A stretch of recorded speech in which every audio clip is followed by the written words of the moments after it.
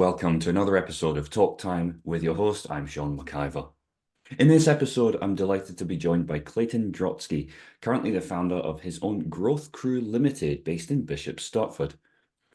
17 years of experience of leading contact centers around the globe has made him a phenomenon when it comes to driving up profits through inspirational and powerful teachings that work for those on the front lines in contact centers. Before choosing to be self-employed, he'd managed contact centers internationally, from London for 2-3 Bird, where he led with the motto, "Good is expected, but we are memorable." Welcome, Clayton. What a motto to have. Yeah, thank you very much. It was, you reminded me of that motto because I guess you use the idea behind the motto is to get people to feel part of something. So as much as it means something, it's more about having people all sing the same song. You know what I mean? So you try as a leader to bring it up as often as you can so it catches with the people and they then start saying it. And so it's so contagious.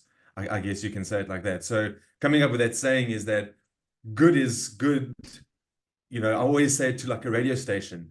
If you listen to, this is what I always said to customer service agents is, if you listen to a well-known radio station and the weather reader is on, or the traffic or the sports reader, you're just listening for the sake of listening. You're not even thinking about it. You're just listening, and it's good, right? But then you go listen to maybe a university radio station where the traffic reader or the sports reader is not as experienced, and then perhaps pronounce the names of the sports person incorrectly, or the name of the town, and they mumble or they stutter. And then you realize how good the other person was and how easy they make it sound. So what I always say is, don't let a customer go to a different provider and then realize how good we are.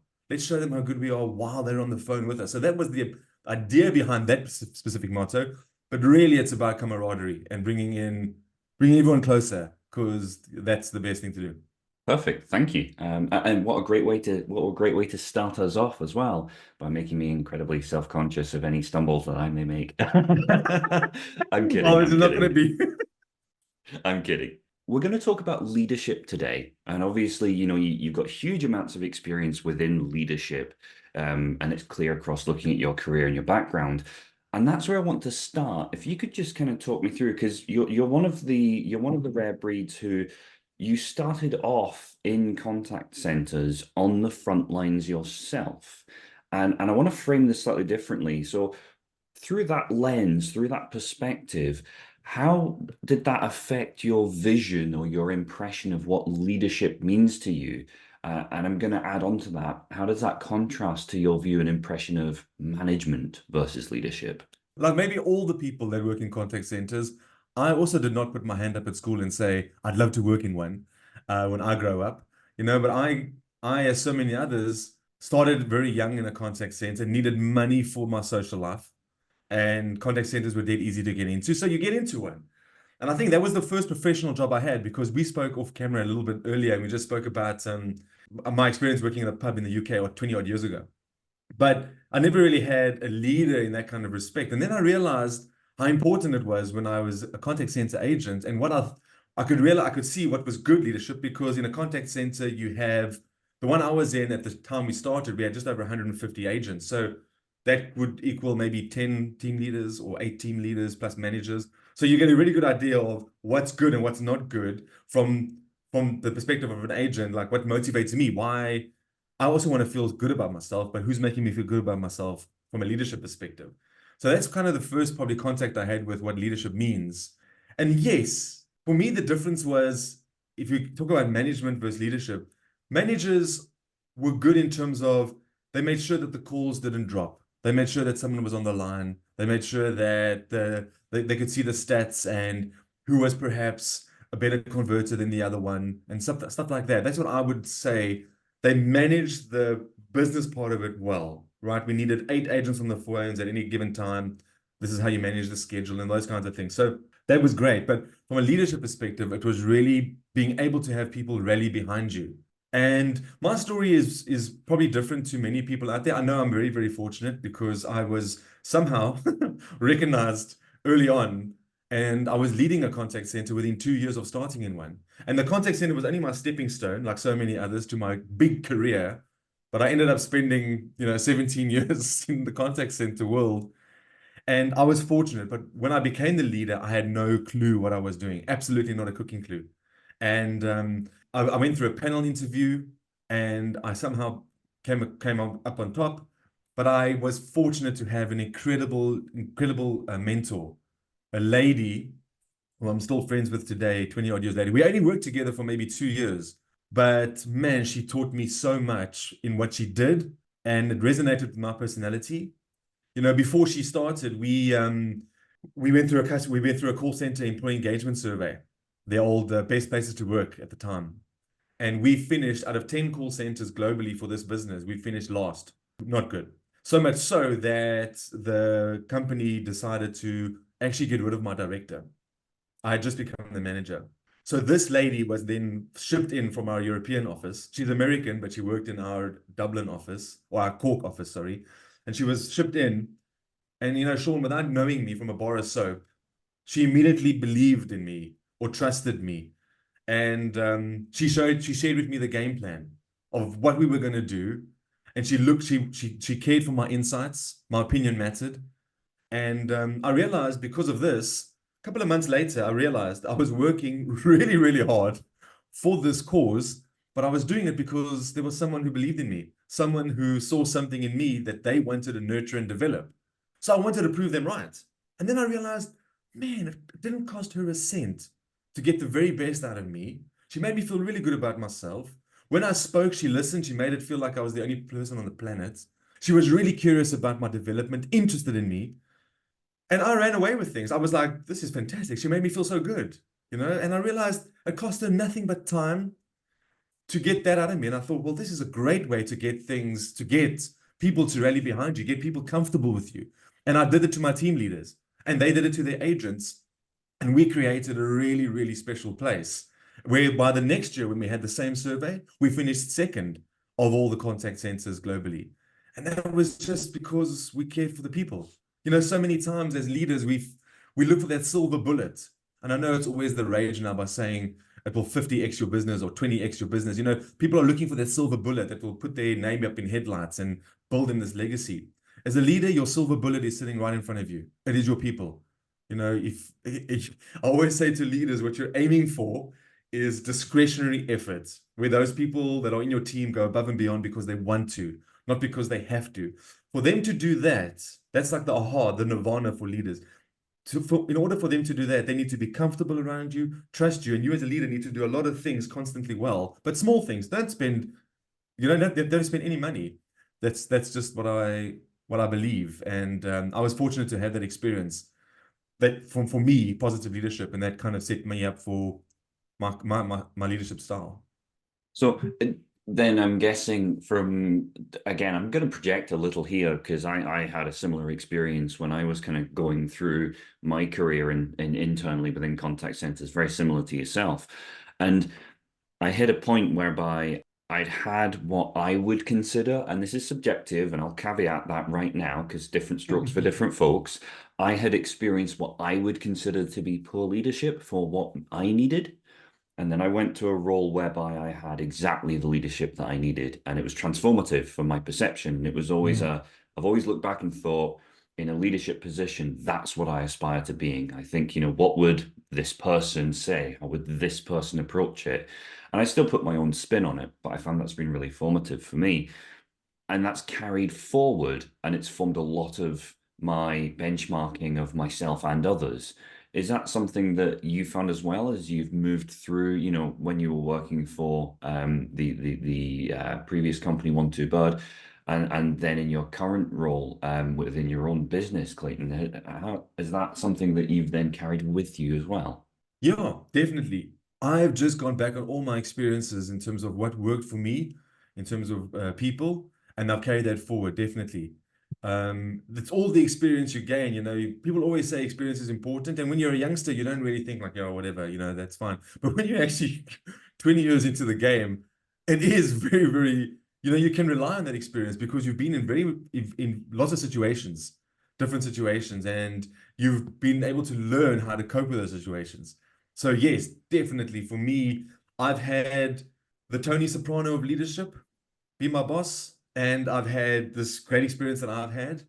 And as leaders, we might not know the impact we have and how positive it is, because 20 years from now, we might not know the people, or we might not be in contact with those people that we managed or led 20 years ago. But if you go in with the attitude that you'd love those people to sing songs about you one day, right? So every day you go in and every interaction and everything you do, your attitude is, I'm going to be the leader, the best leader I can be, because one day, hopefully, they will sing songs about me.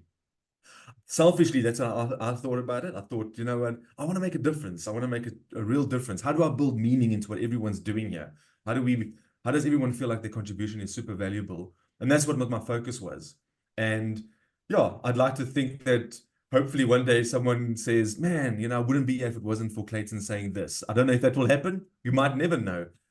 But I went in with the thought that I hope that happens. I guess so. Incredibly successful career within the contact center industry as a large, you know, global customer services and sales lead when you were at 23 Bird, and then you decided to step out on your own and you've set up Growth Crew Limited. Was there a trigger point for that that kind of made you go, right, this is the point, this is what I'm going to do? Yeah, there was actually, my, I guess I'm going to say this a lot, but there's so many other people out there in contact centers. I met my wife in a contact center. We worked together for a very long time, and she was in the marketing team, and the enemy to ops, right? When you're in contact centers. But anyway, we met there, and she's always told me to do this for myself. She's always pushed me. I've never really had the courage. And she always says, your comfort zone is great, but nothing will ever grow there and blah, blah, blah, and all that stuff. But I never thought about it. I never had the idea of starting my own company. And then in 2021, November, I was 40 years old, and I decided with a few friends back home in South Africa that we would cycle for a charity from Johannesburg to Cape Town, which is 1,000 miles. And it was an incredible event. There was not just us, but there were runners as well. But we were the cycling team. And we raised, I think it's 72,000 pounds we raised for this charity, Make a Difference. And they put people who can't afford it through university. And it's one of Nelson Mandela Francois Pienaar's charities from back in the early 90s or middle 90s. So anyway, on this journey, I it was the first time in my life I was actually giving something back. Obviously you give a little bit here and there, charity shops and things like that. But this was the first time I was doing something I feel of significance. And I felt really embarrassed because I had met these people that had been working for the charity for 3 decades, selflessly giving everything they had and never wanting anything in return, not even a thank you. Or they just did it because they had a purpose. And they made me feel really small. Like I felt so embarrassed that here I was, what the hell have I done in my life? That's how I felt. And when I got back from that event, I said to my wife that I want to do more of this, but I know I can't do it if if I'm working for the man, let's call it that. So I started my own company with ideas of going back to South Africa in a few years from now and being able to be part of a solution, be part of a pivot. What that looks like right now, I can't tell you, but that's the idea. So yeah, that was the key moment for me to say, let me do it. Without much of a plan, I then started my own business, made thousands of mistakes, chased every shiny object known to man, was looking for the silver bullet myself. But I realized I was talking about culture, and I was talking a lot about because I knew culture in call centers and contact centers, and I was talking about culture, and then I was talking about group leadership, and I did a nice group leadership sessions and programs. I'm not a trainer at all. I never trained in call centers. I was a manager. And then I kind of found what really makes me tick, and that's the one-to-one leadership coaching. And I started that beginning of this year by accident, really. And since then, I've thoroughly enjoyed that part of it. We've all, if you're a leader in a contact center, you've been for lots of training, right? And this might be different for other people, but for me, that training was always great. The facilitators were always really good. But as soon as they left, 2 weeks later, you were back spinning plates, chasing your tail, no time to do anything else. And I found that what works nicely is I do a 90-day program with leaders on a one-to-one basis, and I find that really has a much bigger impact because it's one-to-one, and they're making commitments to me. I'm not doing anything, and it's are they sticking to those commitments? And the results have been great. So, man, I really enjoy that part. It gives me a real buzz. That's incredible. And it leads into something as well that I wanted to bring up, and that was, you mentioned cycling there. Um, and a philosophy I know you've introduced previously in previous roles was quote, "We are cyclists helping other cyclists, making the experience for every customer memorable, and in doing so, creating promoters of our business," end quote. How did you come up with that? Can you just unpack that a little bit from a practical sense?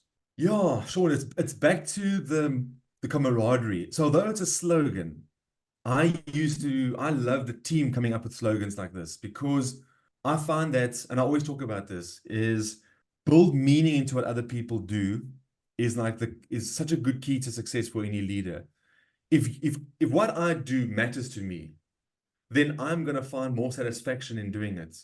I'm gonna enjoy it more and I'm gonna naturally excel at it.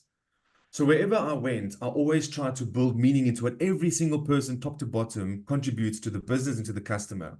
So this was a slogan that's telling the people that worked at 23 Bird who were cyclists, many of them were cyclists themselves, helping other cyclists. You're coming from a place where you know that cyclists, and this is funny because I always say in geography at school, you learned that the earth revolves around the sun. Total nonsense. It revolves around cyclists, right?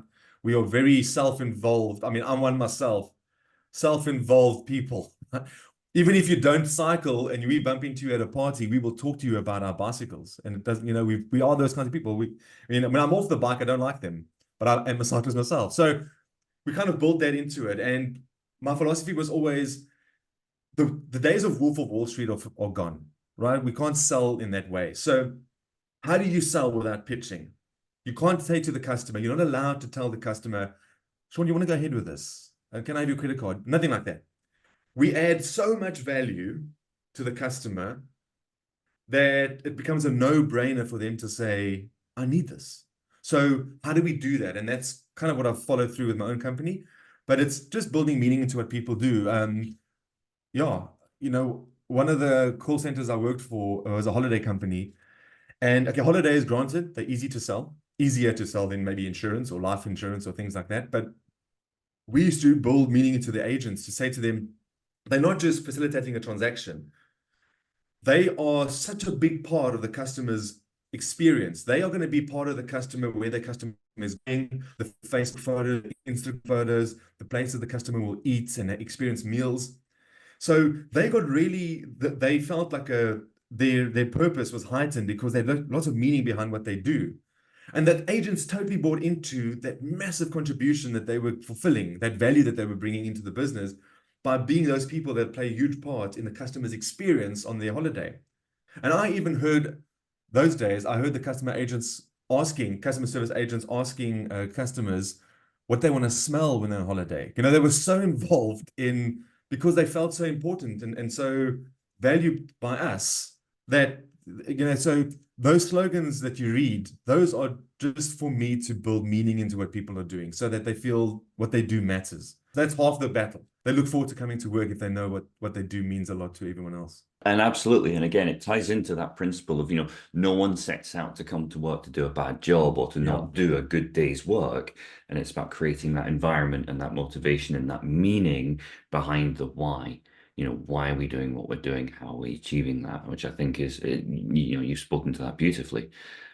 To come back to the leadership then, and to circle back round and kind of bring this back round to the full in broad terms, and I'm anchoring this, I appreciate, I'm going to anchor this. In broad terms, people set up a business, people strike out when they see a gap in the market on bringing something novel to the market. In your experience, where do you think that leadership as a profession, let's call it that, where do you think leadership within the contact center industry has those areas that are most needing improved that you help and support people to deliver? I think today, even in 2023, a lot of it is that team leader manager level where there's sometimes not that much support. So many of those team leaders and managers in contact centers come from the floor. And it's great because they were probably very good at what they do and they probably did really well and they deserve to be where they are. But then they get bombarded with all this work and they're managing up and they're managing down and they're spinning all these plates and they know what they need to do and they'd love to do what they know they need to do. They can't find the time to do it. And then the expectation on them is that they need to fulfill, they need to bring the targets, they need to have so many one-to-ones, they need to do, PDPs, all these kinds of different things. And from a manager level, you then go from team leader to manager, and now you're managing your peers. And yeah, I just feel that sometimes the support there, still in 2023, is not where it should be. And two problems for me there is that the leaders don't have enough time to do what's expected of them. And the effect of that is that the people that work for them don't feel valued or contribute or feel that they contribute to them. There was a stat this year, 2023, with Gallup's State of the Workplace in the UK. 4 out of 10 people feel that they matter to their employer. That's not just contact centers. I granted that's global, but that's remarkable.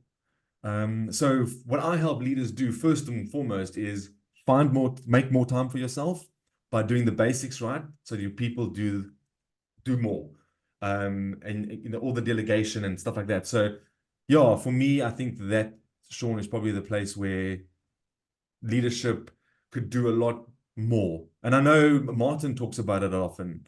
In the team leader community, I saw his talk at the expo, and he did like a challenge, and the number one thing that 300 team leaders wanted more was time. I think it feeds into conversations I've had recently as well. We were recently looking at the overall trend in 2023 and looking forward into 2024.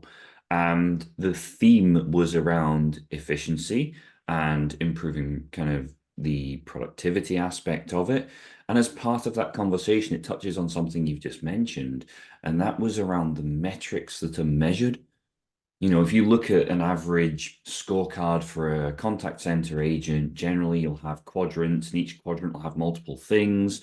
And actually, it's about, understanding what really matters. And to quote the book, measure what matters, Mm. rather than having all of these additional metrics that are simply supportive metrics for actually what you really want to achieve.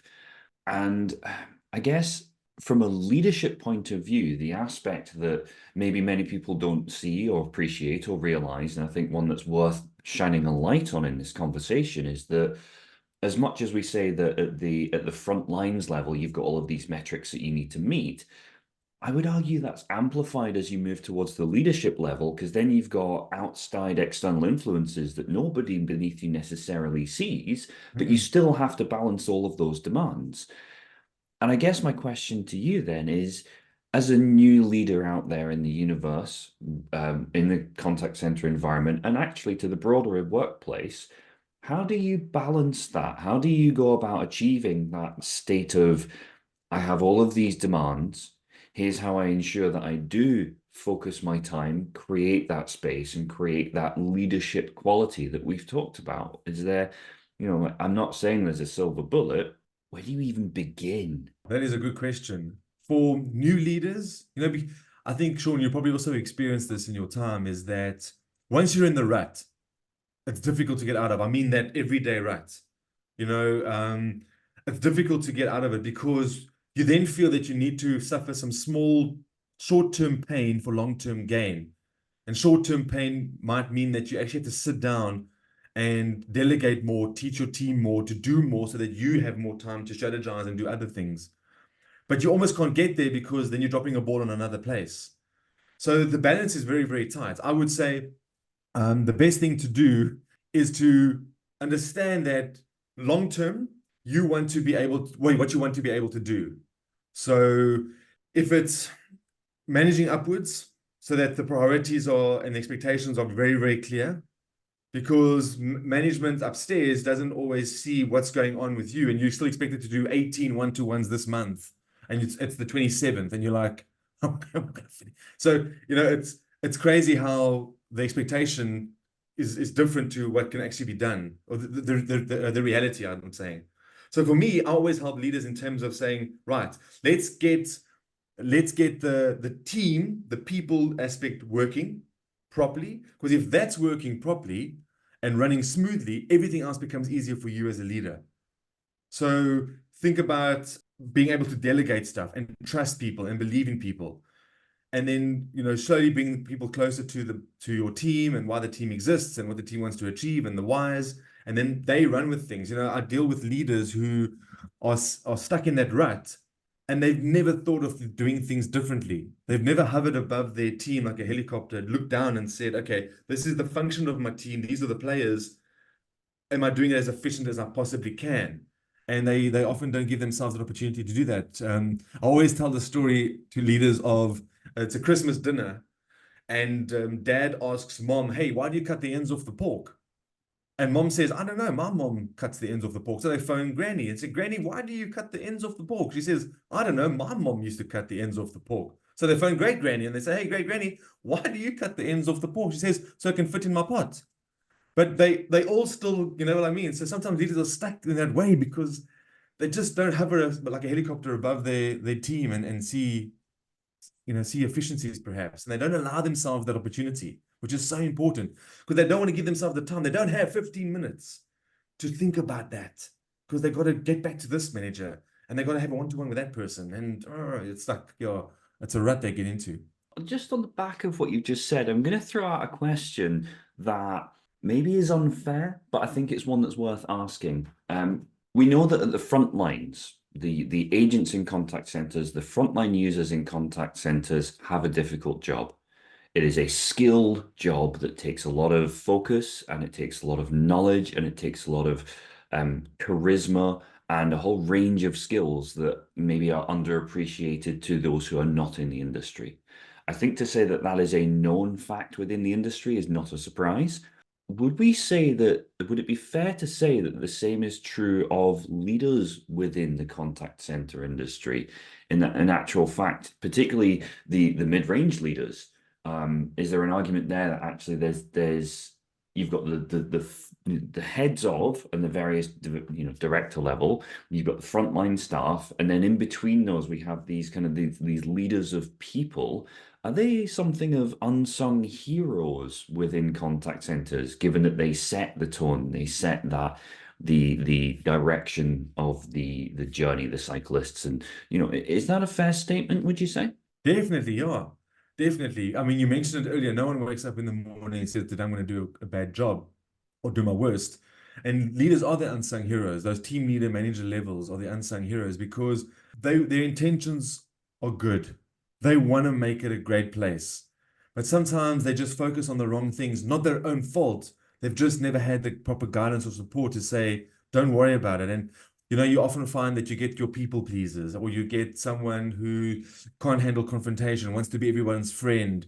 So they want everyone to enjoy themselves at the office. They want everyone to like them. They want everyone to like each other, but they perhaps sometimes go about it the wrong way because when you do those kinds of things, there's many times that people won't take you seriously. And that's where leaders can get a bit of guidance in terms of, what will get people to take you seriously is you being interested in their development and you helping them get to the next place and challenge them. That's what will get them thinking this guy's serious or this girl's serious, rather than making everyone a cup of tea and trying to make people happy. You often find that I've been working with a couple of leaders in London and intentions phenomenal, brilliant people, but also went about it the wrong way and they found that they then just weren't taken as seriously as they could have been taken.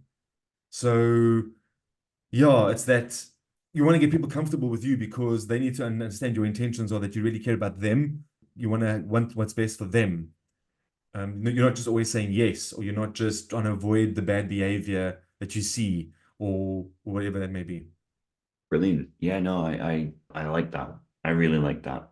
The I'm conscious of time, so I guess my last question for you today, Clayton, that I'm going to put out there is I spoke earlier on about we were looking forward to 2024 and that whole thing around efficiency. What do you see as being some of the biggest challenges that the leaders of the forthcoming year, both existing and upcoming, what do you think some of their biggest challenges are as we move into next year? I think time is going to remain one, definitely. And just coming from the call center expo a couple of weeks ago, I think system integration, there's a lot of companies out there that have very good technology that I'm sure many people would want. And it's that integrating the systems, and the team leader is that, or the manager is that person stuck in the middle between testing and making things work and relaying the message to all the agents who don't want to change. Why should we change? Don't understand it.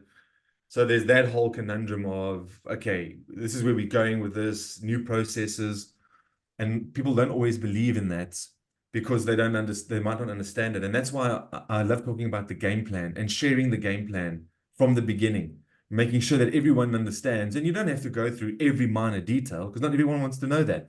But just sharing the game plan as to why we got to this place. So when people talk about there's going to be some changes coming, we all automatically dig our heels in because of self-preservation. Rather the devil we know than the devil we don't. We don't want change, Clayton.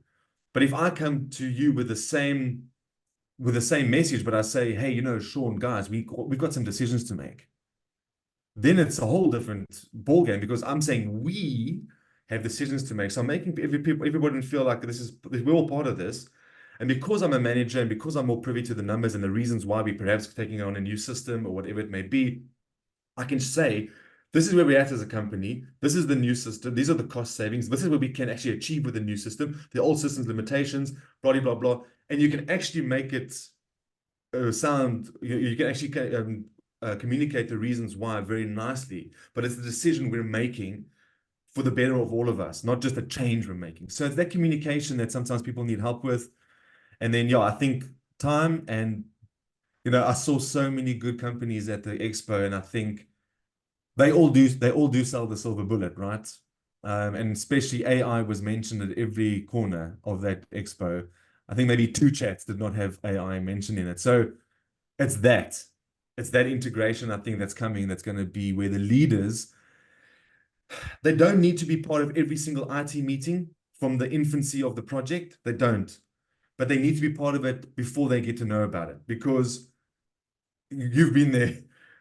The system is phenomenal. It gets launched and no one thought of the user. And they're going, guys, well, you can't work like this. So yeah, the leaders need to be part of that implementation at some point, but not at the end. Amazing. No, I would agree. I think looking ahead, seeing what's coming down the line with the launch of AI and the acceleration we've seen there and everything else. Yeah, no, that does make sense. That makes sense. Awesome. Unfortunately, as much as I would love to continue speaking, I have to, we have to call it there, unfortunately, due to time constraints. I do want to take a moment and say, Clayton Drotsky, founder and director of the Growth Crew Limited.